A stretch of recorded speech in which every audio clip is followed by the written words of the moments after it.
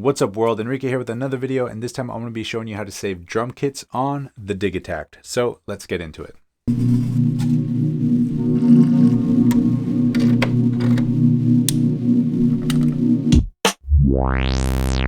So first let me start by saying you can't actually save a true legit drum kit on the Digitakt, but this technique has saved me a ton of time. I used to use the analog rhythm, and I've since replaced it with the Digitakt, and I didn't realize that you can't save drum kits in the same way that you can on the rhythm. On the rhythm, you can save like a ton of different drum kits and pull them up as you go.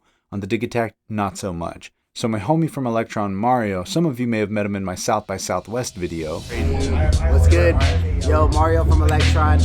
What's up, Enrique? What's up, world? Yeah, that guy showed me this technique a while back, and it saved me a ton of time. So I figured why not make a video and pass it on to you guys. Okay, so the way the patterns work in the Digitakt are a blessing and a curse. Basically, all the information inside of one pattern pertain to just that pattern. If you change a sound in one pattern that are using the same drum sounds as another pattern, they will only change to just that one pattern that you're working on. It won't automatically change to the next. So this is awesome, but at the same time can be a little frustrating when you're trying to build a song within a bank. So we're going to take this sometimes frustration and turn it into an advantage for us when using the Digitakt. So with this technique that Mario showed me, basically all we're doing is creating drum kits within a pattern and then saving that pattern to a specific bank. And then we're using that bank as our drum kit selection. So on my Digitakt, what I did is bank 16. I've only made 4 drum kits so far. Let's just say this one. I've named this one D Hit 2, and this has all these sounds in it.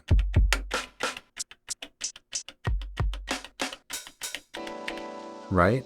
But if I go to patterns and I select a new one, let's say this one, this is my 606 kit.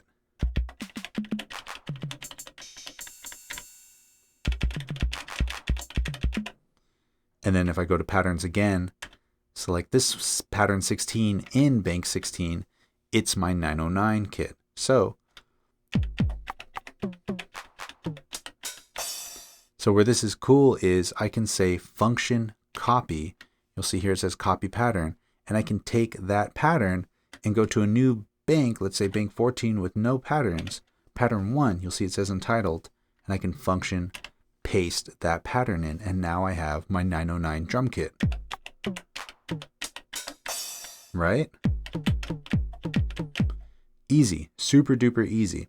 The most important part to remember this, it may be for some of you who are not used to doing some of the functions on here, is if we're in a pattern, let's say the 606 kit, we want to copy and paste this, make sure that record enable is turned off, and if it's not turned on and you hit function copy, you'll copy the entire pattern. Otherwise, if it is on and you hit function copy, you'll just copy a specific track.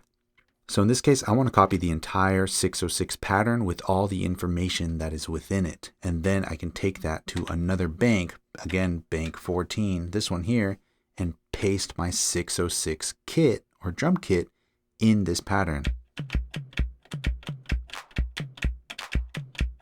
So it's super simple, super easy. The other important thing to remember is to make sure you function and save your pattern to the temporary area, and then you can also save that to the project to make sure it stays there the next time you turn it on. In some cases, some things will get kind of messed up, but for the most part, function and save pattern works, but I get a little paranoid with some gear and I just hit function and save project and save my project as I go. So another thing that really helps with this technique and keeping organized is naming your patterns. Really simple. You see these 3 dots, you hit that, pattern. What do you want to do to your pattern? I want to rename it. You hit yes, rename as you would, and then you can easily just hit yes again and you save the name to that pattern, and that'll always change. So now if I go to pattern 1, you'll see that it changes to 909 kit, and my pattern 2 is my 606 kit. So me, out of habit, I use bank 16 because majority of the time I never get to the very end of my banks, and I use that as my drum kits. And you can see I'm a very simple guy, and I really only use 4 drum kits. Again, this is a great way to kind of get the creative flow going. You don't have to make full-blown drum kits because, sound and making music's all about exploring. So try to step out of the box a little bit, but stick inside the box enough that you still sound like yourself. Find your niche, find your sound, and stick with it and keep grinding away because the listeners will come. And yeah, that's pretty much it. Again, big shout out to Mario from Elektron for showing me this trick. I'll leave a link to his YouTube down in the description below. Be sure to check it out because he's doing stuff with the Digitakt that I have never heard anybody else do before, and it's super duper dope. But without further ado, you guys know the drill. That's to share the love, share the knowledge. Knowledge is power. Peace.